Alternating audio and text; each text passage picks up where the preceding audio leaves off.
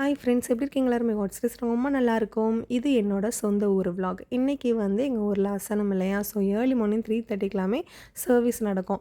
அது முடிஞ்சதுக்கப்புறம் பார்த்திங்கன்னா இந்த அசன வேலைகள்லாம் ஸ்டார்ட் பண்ணுறதுக்கு ஒரு ப்ரேயர் பண்ணி ஆரம்பித்து வைப்பாங்க. சர்வீஸ் முடிஞ்சதுக்கப்புறம் பார்த்திங்கன்னா வந்த எல்லாருக்குமே சின்னதாக ஒரு கேக் கொடுக்குற மாதிரி அப்பா வந்து அரேஞ்ச் பண்ணியிருந்தாங்க. ஸோ அதை நான் வந்து எல்லாருக்கும் கொடுத்துட்ருந்தேன். அப்படியே கொஞ்சம் நேரம் சர்ச்சில் உட்காந்துட்டு அதுக்கப்புறம் நாங்கள் அங்கேருந்து கிளம்புனோம். இதான் எங்களோட சர்ச், நல்லா சூப்பராக டெக்கரேட் பண்ணியிருந்தாங்க, அழகாக இருக்குல்ல. அண்ட் அதுக்கப்புறம் நாங்கள் வீட்டுக்கு போயிட்டோம். அண்ணனுக்கு வந்து இந்த தடவை ஒரு குட்டி தம்பி பிறந்திருந்தான். ஸோ என்னோட பையன் அவனை பார்த்துட்டு ரொம்ப ஆசை. அவன் கூட விளாண்டுக்கிட்டு அவனை கட்டி பிடிச்சிட்டு மடியில் உட்கார வச்சுட்டுமா இருந்தான். அவனுக்கு அவனை விட குட்டி குழந்தைங்கள பார்த்தா ரொம்ப சந்தோஷமாயிடுவான். ஸோ ஃபுல்லாக அவன் கூட விளாண்டுக்கிட்டு அந்த மாதிரி பண்ணிகிட்டு இருந்தான். அவனை பார்க்கும்போது அவ்வளோ க்யூட்டாக இருந்துச்சு. அண்ட் இந்த ஃபோட்டோ பார்த்திங்களா, என்னோடய ஃபேவரட் ஃபோட்டோ. அதுக்கப்புறம் நாங்கள் சர்ச்சில் போய் பிரேக்ஃபாஸ்ட் சாப்பிட்டுட்டு வந்தோம். அப்பா வந்து பயணி வாங்கி வச்சுருந்தாங்க. எங்கள் ஊருக்கு வந்தால் தான் இந்த மாதிரி நல்ல பயணிலாம் குடிக்க முடியும். என்னோடய பையன் ஃபர்ஸ்ட் டைம் டேஸ்ட் பண்ணுறான். அவனுக்கு பிடிக்கல, பட் என்னோடய ஃபேவரட், நான் நல்லா குடித்தேன்.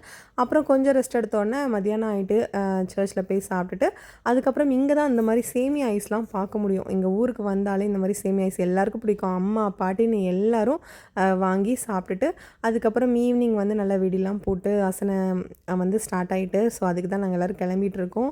இந்த தடவை வந்துட்டு கொஞ்சம் நைட்லாம் தூக்கம் இல்லைனோன்னா நான் நல்லா தூங்கிட்டேன். அதனால் அசனத்தை வந்து கொஞ்சம் மிஸ் பண்ணிட்டேன் தான் சொல்லணும். அந்த எவ்வளோ கூட்டம் வந்துச்சு, எப்படி இருந்துச்சு, எப்படி நடந்துச்சு ஒன்றுமே பார்க்கல. கடைசியில் சாப்பிட்றதுக்கு மட்டும் போன மாதிரி ஆயிடுச்சு.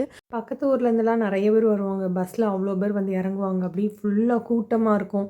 அதெல்லாம் நின்று பார்த்துட்டு அப்படி வெயிட் பண்ணிவிட்டு சாப்பிட்றதே வந்து அவ்வளோ நல்லாயிருக்கும். பட் இந்த தடவை அதை மட்டும் நான் மிஸ் பண்ணிட்டேன். லாஸ்ட் இயர் பார்த்திங்கன்னா என்னோடய பையன் வந்து கை குழந்தையா இருந்தானா, அப்போ அவனுக்கு நான் ஃபஸ்ட்டு ஊட்டினதே எங்கள் அசன சோறு தான். ஸோ இந்த தடவை அவன் நல்லா கையில் வாங்கி சாப்பிடும்போது சந்தோஷமாக இருந்துச்சு. நல்லா வளர்ந்துட்டான். அண்ட் அவனுக்கு நாங்கள் இந்த மாதிரி பட்டி வேஷ்டி சட்டை தான் போட்டுட்ருந்தோம். நல்லா க்யூட்டாக இருக்கான்ல. அண்ட் அங்கே இந்த குட்டி குட்டியாக கடை போட்டிருப்பாங்க இல்லையா, அங்கே வந்து அவனுக்கு ஏதாவது குட்டியாக டாய்ஸ் வாங்கலாம்னு சொல்லிட்டு ஒரு 2 டாய்ஸ் வாங்கிட்டு வந்துட்டோம். அதில் இந்த கன் வந்து அவனுக்கு ரொம்ப ஃபேவரட் ஆகிட்டு, அதை வச்சு ஒரே சந்தோஷம்தான். அப்புறம் ஃபுல்லாக கசின்ஸும் ரிலேட்டிவ்ஸுமாக இருந்தோடனே என் பையனை வந்து பார்த்துக்கிறதுக்கு பஞ்சமே இல்லை. ஒவ்வொருத்தராக அவனை பார்த்துட்டு அவங்க கூட விளாண்டுட்டு தூக்கி வச்சுட்டு இருப்பாங்களா. ஸோ எனக்கு கொஞ்சம் ஃப்ரீயாக இருக்கும்.